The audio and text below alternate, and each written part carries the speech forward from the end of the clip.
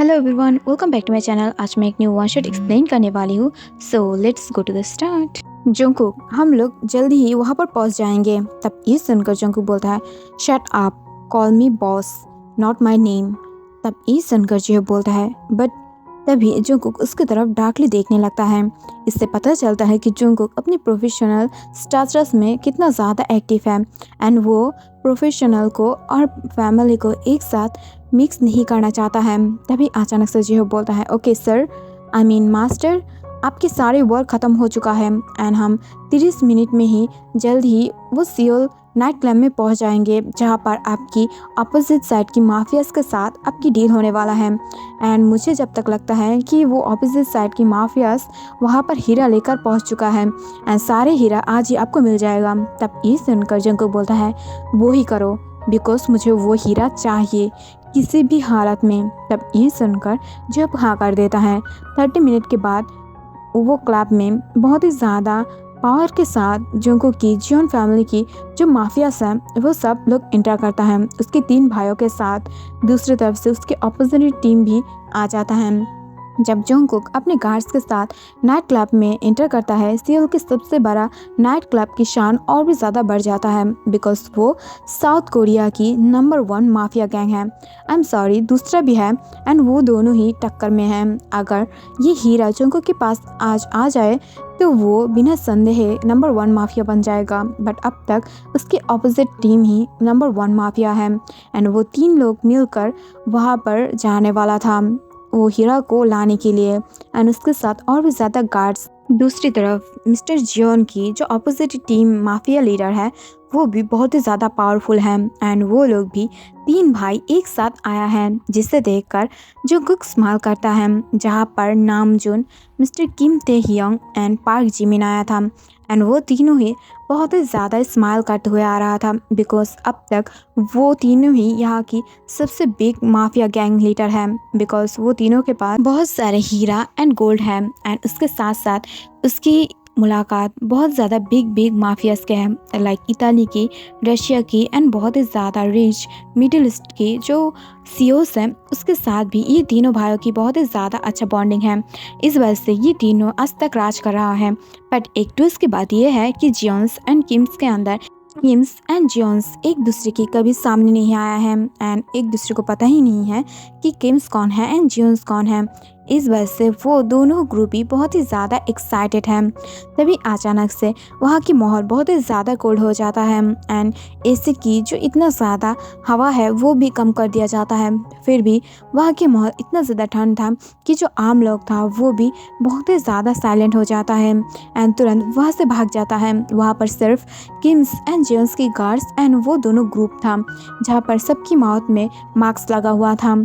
आमने सामने first time जो था वो जेहोब एंड आर्यन आता है एंड वो दोनों ही जब अपने अपने माउथ से मास्क को हटाता है तब वो दोनों ही शॉक हो जाता है, बिकॉज ये दोनों at the same time business rival भी है, बट इन दोनों को पता ही नहीं था कि ये दोनों ही माफियास हैं।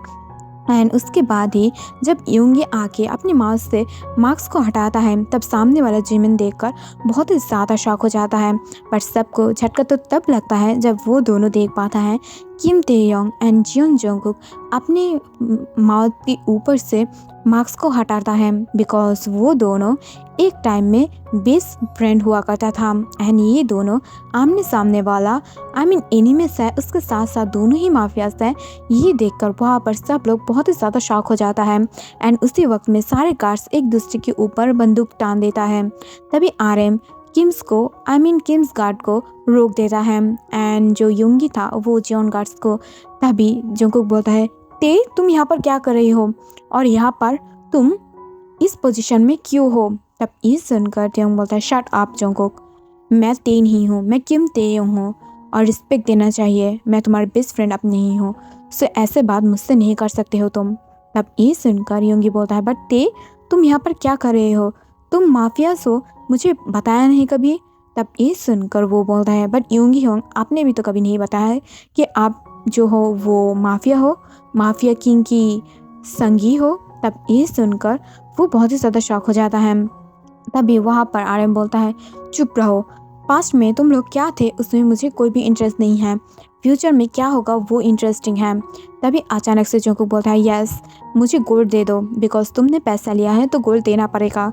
तब ये सुनकर आर्यन बोलता है बट पैसा हमारे पास नहीं पहुंचा है, तो गोल्ड और हीरा हम लोग नहीं देंगे, और ये हम लोगों को बाय करना पड़ा था, तो इस वजह से हम लोग बिना मनी के ये गोल्ड नहीं दे सकते हैं। तब ये सुनकर जो जोंकुक है वो बोलता है बट मैंने मनी क्लियर कर दिया है, मैंने यूनो के हाथ में मनी भिजा दिया है।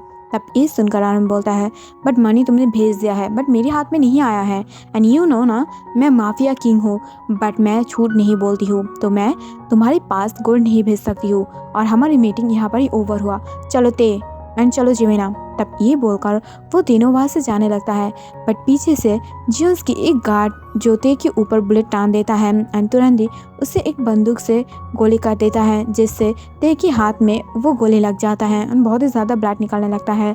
बट इसमें से जो तेयोंग की गार्ड था वो बिना सोचते हुए जल्दी से सारे लोगों के ऊपर फायर करने लगता है। इसमें से सब लोगों को बहुत ही ज़्यादा इंजरी होता है, एंड कुछ ही सेकंड के अंदर ही वहाँ पर एक बहुत ही ज़्यादा बुरा गेम स्टार्ट हो जाता है, जहाँ पर दोनों गैंग बैठकर बात कर सकता था, बट वहाँ पर जो फायरिंग की आवाज़ सुनाई दे रहा था, बहुत लोग घायल हो गया था। ज़्यादातर में जो जियोस गार्ड है वो बहुत ही ज़्यादा बुरी तरीक़ों से घायल हो चुका था, एंड किम्स गार्ड भी बहुत ही ज़्यादा बुरी तरीक़ों से घायल था। तभी अचानक से जो तेयोंग की पर्सनल सिक्योरिटी है मिस्टर वायन, वो वहाँ पर आ जाता है, जिसे देखकर जियोन गार्ड्स उसे भी अपने टारगेट समझकर उसके ऊपर गोली चलाने के लिए ट्राई करता है। तब ये देखकर ते शॉक हो जाता है, बिकॉज वायन उसे अपनी योना की तरह प्यार करता है, एंड वो उसे बहुत ही ज़्यादा प्यार करता है, योन नहीं समझता है उसे, तो इस वजह से उसे प्रोटेक्ट करने के लिए उसके सामने चला जाता है। इसे देखकर जोंगकुक दौड़ते हुए आकर उस गार्ड को रोकने की ट्राई करता है, बट तभी अचानक से वहाँ पर एक बुलेट जो था वो डायरेक्टली ते की जो चेस्ट है, हार्ट चेस्ट, वहाँ पर लग जाता है, एंड कुछ ही सेकंड के अंदर ही ते के हाथ से बंदूक नीचे गिर जाता है, एंड ते तुरंत नीचे फ्लोर पर गिर जाता है। कुछ सेकंड तक वहाँ के सारे महल बहुत ही ज़्यादा ठंड था, कोई भी एक बात नहीं बोल रहा था, बिकॉज वहाँ पर ऐसा एक सीन हुआ था जिसे देखकर सब लोग बहुत ही ज़्यादा शॉक में था। तभी अचानक से जोंगकुक दौड़ते हुए आकर ते को पकड़ लेता है, एंड उसके सर को हिलाते हुए बोलता है ते ते ते अरे ओके बेबी बॉय, अरे ओके, क्या तुम ठीक हो? तब ये सुनकर ते कुछ नहीं बोल रहा था, वो अपने आप से जोंगकुक को दूर पुश कर देता है। तभी आरएम एंड जिमिन आके ते को पकड़कर रोने लगता है, एंड बहुत ही ज़्यादा बुरी तरीक़ों से वो रोते हुए बोलता है ते तुम्हें कुछ नहीं होगा बेबी, तुम्हें प्लीज़ कुछ नहीं होगा, मैं ज़रूर तुम्हें ठीक कर दूँगी प्लीज़। तब ये सुनकर ते बोलता है प्लीज़ योंग, मुझे जाना होगा, मेरे लिए वेट मत करना, एंड ये बोलकर वो अपने आइज़ को ऑफ कर लेता है। आरएम बहुत ही ज़्यादा गुस्से की वजह से पीछे की तरफ शूट करने लगता है, जहाँ पर जोंगकुक को अपने हाथों में, योंगी को और जिहोप को भी गोली लग जाता है, बट वो तीनों बहुत ही ज़्यादा होशियारी से वहाँ से निकलने के लिए ट्राई करता है, बट तभी जियोन गार्ड्स भी आरएम की तरफ एंड जिमिन की तरफ गोली टांग देता है, एंड इसके वजह से वो गोली उन दोनों को भी लग जाता है, एंड यहाँ पर ही सीन कट हो जाता है। अगले मिनट में हम देख पाते हैं 2 साल के बाद ते बहुत ही ज़्यादा प्यार से खाना खा रहा था, एंड वो बोलता है डैडी क्या तुम मुझे अब बाहर घुमाने नहीं ले जाओगे? मुझे बहुत ही ज़्यादा बाहर जाने की क्रेविंग हो रहा है, मुझे आइसक्रीम खाना है, तुम्हें पता है ना मुझे आइसक्रीम कितना ज़्यादा पसंद है। तब ये सुनकर जोंगकुक बोलता है हाँ आई नो बेबी, बट अगर मैं तुम्हें आइसक्रीम खिलाऊं तो तुम मुझे क्या दोगे, जस्ट टेल मी। तब ये सुनकर जो ते है वो बोलता है मैं तुमको बहुत ज़्यादा पप्पियाँ दूंगी ऐसे। तब ये सुनकर कुक बोलता है बट तुम्हारी डैडी को और भी ज़्यादा कुछ चाहिए, यू नो ना बेबी। तब ये सुनकर ते ज़ोर से शर्मा जाता है, एंड वो बोलता है नहीं मुझे और कुछ नहीं देना, तुम बहुत ही ज़्यादा हार्ड करते हो ते को रात में, वो बहुत ही ज़्यादा पेनफुल है। तब ये सुनकर कुक बोलता है बट वो प्यार मैं तुमसे बहुत ही ज़्यादा क्या करती हूँ प्यार, तो इस वजह से मैं तुम्हें हार्ड कर लेती हूँ, यूँ होना कि डैडी खुद को कंट्रोल नहीं कर पाता है, तो इस वजह से ना समटाइम डैडी ना तुम्हें कुछ ज़्यादा ही हार्ड कर देता है, बट तुम इसे इंजॉय करते हो ना बेबी बॉय, बोलो। तब ये सुनकर ते थोड़ा सा शर्मा जाता है। ये देखकर तुरंत जो कुकी था वो आके ते को अपनी गोद में उठा लेता है, एंड उसे बेड पर फेंकते हुए बोलता है चलो और एक राउंड करें, मुझे बहुत ही ज़्यादा क्रेविंग हो रहा है, प्लीज़ बेबी अपने लेग्स को सेपरेट करो एंड बेग फॉर डैडी। तब ये सुनकर वो बहुत ही ज़्यादा स्माइल करने लगता है देते एंड बोलता है नो, अगर कुकी को चाहिए तो वो तेते से ले लेगा, तेते शेमलेस की तरह बेग नहीं करेगा। तब ये सुनकर कुक बोलता है तुम ज़रूर करोगे, अगर नहीं करे तो मैं तुम्हें बहुत ही ज़्यादा देर से ये सब कुछ करूँगा, बट मैं ज़रूर करूँगी। तब ये सुनकर जो ते था वो बोलता है ओके प्लीज़ कम ना और तेते को डिस्ट्रॉय कर दो, तेते के अंदर कुक को फील करना है, तेते मिस कुक। तब ये सुनकर कुक बहुत ही ज़्यादा शॉक हो जाता है एंड वो बोलता है तुम नॉटी बातें करने लगी हो हाँ। एंड ये बोलकर वो तुरंत उसके ऊपर आते हुए उसके सारे क्लोथ को बाहर फेंक देता है एंड उसके साथ बहुत ही ज़्यादा रफली वो सब कुछ करने लगता है एंड बहुत ही ज़्यादा मौन करते हुए उसे इंजॉय करता है। तभी तेते बोलता है डैडी ये बहुत ही ज़्यादा दर्द कर रहा है, तुम इतना ज़्यादा स्पीड क्यों चला रही हो, थोड़ा सा स्लो हो जाओ ना, मुझे अजीब फील हो रहा है। तब ये सुनकर कुकी बोलता है नो बेबी मैं तुम्हें ऐसे ही छोड़ नहीं सकती बिकॉज मैं बहुत ही ज़्यादा एक्साइटेड हूँ, यू नो ना तुम्हारी डैडी बहुत ही ज़्यादा पावरफुल है। एंड ये बोलकर वो स्माइल करने लगता है एंड दूसरी तरफ से उसकी फ़ोन बजे जा रहा था। ये देखकर तुरंत कुकी फ़ोन को उठा लेता है एंड वो ते की माउथ को बहुत ही ज़्यादा टाइटली पकड़ते हुए मूव करने लगता है। एट द सेम टाइम वो इसे इंजॉय कर रहा था। तभी दूसरी तरफ से जो जिमिन था वो बोलता है ओके कुकी तुम कहाँ पर हो, यूंगी तुम्हें बुला रहा है, सो तू प्लीज़ यहाँ पर आ जाओ। तब ये सुनकर कुकी बोलता है ओके बट मैं अब बहुत ही ज़्यादा इंजॉयफुल टाइम में हूँ, तो प्लीज़ अब कॉल को कट करो, मुझे इंजॉय करना है। तब ये सुनकर जिमिन बोलता है व्हाट, इतना ज़्यादा शेमलेस हो, अगर ऐसे मोमेंट में थे तो कॉल पकड़ने की क्या ज़रूरत था। तब ये सुनकर कुक बोलता है अगर हम लोग न्यू मैरिड है तो तुम्हें समझना पड़ता है कि तुम यहाँ पर कॉल मत करो, और हाँ अपनी बिल्ली को संभालो, नॉट मी ओके। एंड ये बोलकर वो बहुत ही ज़्यादा हैप्पीली कॉल को कट कर देता है।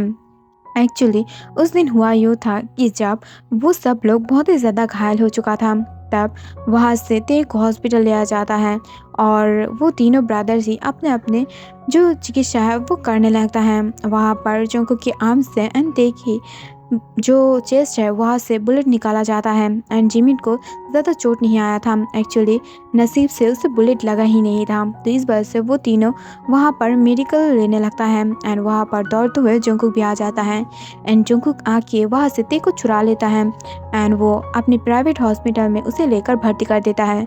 वहाँ पर सारे डॉक्टर उसे बचाने के लिए तो कामयाब हो जाता है बिकॉज वो मरा नहीं था, उसके हार्ट में बुलेट नहीं लगे था बिकॉज नसीब से उसके हार्ट के ऊपर जो हड्डी था वहाँ पर बुलेट अटक गया था। और जो डॉक्टर ने उसके ऑपरेशन किया था वो और कोई नहीं, वो मिस्टर किम नामजून की वाइफ यानी एक्स वाइफ मिस्टर जिन था एंड इस वजह से वो इसे इजीली बचा लिया था बट किसी को भी पता नहीं था। बट जब आरएम को ये सारे बारे में पता चलता है वह तुरंत जाकर फिर से ते को वहाँ से बचाने के लिए और छुटाने के लिए वहाँ पर हमला कर देता है, जहाँ पर इस बार मिस्टर जिन बहुत ही ज़्यादा बारीकी से उन सबको फाइट करने से रोक लेता है एंड सबको एक्सप्लेन करता है कि यहाँ पर उन दोनों की गलती नहीं है, किम्स एंड जोन्स के नहीं, यहाँ पर थर्ड पर्सन है जो उन दोनों में बॉन्डिंग बुरा करके फिर उसकी फ़ायदा लेना चाहता है।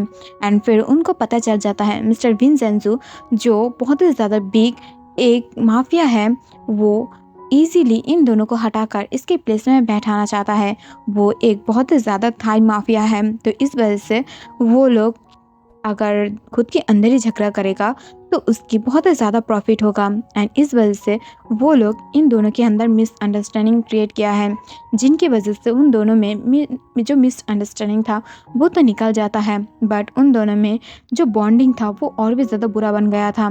बट जब आरएम ते को वापस पाना चाहता है तब ऑलरेडी कुक उसे देने के लिए मना कर देता है एंड उसके बाद उसे पता चलता है आरएम को पता चलता है जब वो लोग सब लोग थाईलैंड में था और अपनी माफिया ट्रेनिंग को ले रहा था तब ते यहाँ पर जोंकुक के साथ एट द सेम वर्सिटी में पढ़ रहा था एंड तभी उन दोनों में बॉन्डिंग बहुत ही ज़्यादा अच्छा हो गया था और एक दूसरे को बहुत ही ज़्यादा पसंद करने लगा था। But at the same time जब ते को पता चल गया था कि उसे अब माफिया में जाना पड़ेगा एंड उसके साथ जंगकुक को भी, तो इस वजह से वो दोनों ही एक दूसरे से ब्रेकअप कर लिया था। वो दोनों नहीं चाहता था कि एक दूसरे की लाइफ में वो लोग दखलंदाजी करें एंड उसके साथ साथ ते एंड जंगकुक को पता ही नहीं था कि वो दोनों ही माफिया फैमिली से बिलोंग करता है, बिकॉज उन लोगों की जो आइडेंटिटी है वो हाइड किया हुआ था। तो इस वजह से वो दोनों को ही लग रहा था कि वो दोनों एक दूसरे की इनोसेंट लाइफ को ख़त्म नहीं करना चाहता था। एंड धीरे धीरे ते को सब कुछ याद आ जाता है एंड वो कहीं ना कहीं जंगकुक से प्यार करता था, तो इस वजह से वो उसे और नहीं छोड़ना चाहता था। बट इनमें से एक बुरा हरकत ये था कि जब ते को अपने हार्ट चेस्ट पे गोली लगा था तब वो बहुत ही ज़्यादा पैनिक में आ गया था। वो इतना ज़्यादा पैनिक हो गया था कि उसकी जो मेंटल हालत है वो एकदम से डैमेज हो गया था। दैट्स वाई वो अब एक लिटिल स्पेस में चला गया था। बट डॉक्टर ने फुल कॉन्फिडेंस के साथ बोला था कि वो एक देर यार के अंदर ही ठीक हो जाएगा, तो इसमें ज़्यादा परेशानी की बात नहीं है। तो इस वजह से वो लोग इजीली शादी कर लिया था। एंड उसके साथ साथ योंगी ने जब फर्स्ट टाइम जिमिन को देखा था तभी उससे प्यार कर लिया था एंड वो अगर चाहे तो इजीली जिमिन को उठा कर ले जा सकता था। बट उसे पता है कि जिमिन कोई नॉर्मल इंसान नहीं है, वो एक ट्रेनर माफिया है, तो इस वजह से उसे ज़बरदस्ती करके कोई फ़ायदा नहीं है। इस वजह से वो धीरे धीरे उसके पास आया, उसके दिल को जीता एंड प्यार से उसे अपना लिया था। बट जब आयम की नज़र जिन के ऊपर पड़ा तब वो फिर से उसे चाहने लगा एंड उसके प्यार के लिए वो इजहार किया था। एंड जिन को भी आर्यन बहुत ही ज़्यादा पसंद था, तो इस वजह से वो इजीली उसे माफ़ कर दिया था एंड वो एक दूसरे को बहुत ही ज़्यादा प्यार करने लगा था। एंड इस सीन के साथ ही ये स्टोरी की दी एंड हो जाता है। एक्चुअली ये स्टोरी बहुत ही ज़्यादा बिग एक स्टोरी की शॉर्ट फॉर्म है जो बहुत ही ज़्यादा जल्दी ख़त्म करना पड़ा। बट जब मेरा एग्ज़ाम ख़त्म हो जाएगा तो मैं इसकी डिटेल स्टोरी डालूंगी जो बहुत ही ज़्यादा हॉट एंड रोमांटिक के साथ साथ बहुत ही ज़्यादा और थ्रिलर था, तो मैं उसे डालूंगी बट मेरी एग्ज़ाम के बाद। एंड इसके साथ साथ जबकि मेरी एग्ज़ाम स्टार्ट हो गया है तो मैं अब सेकेंड चैनल पे कोई भी स्टोरी स्टार्ट नहीं करूँगी। एंड ऑल्सो इस स्टोरी पे जो इस चैनल है यहाँ पर सिर्फ मेरा जब मन करेगा फ्री टाइम होगा तभी मैं यहाँ पर स्टोरी अपलोड करते रहूँगी। और डोंट वरी, मैं जल्दी ही टॉप 30 स्टोरी भी डालूंगी। Okay, so don't worry and keep watching. Bye bye, take care.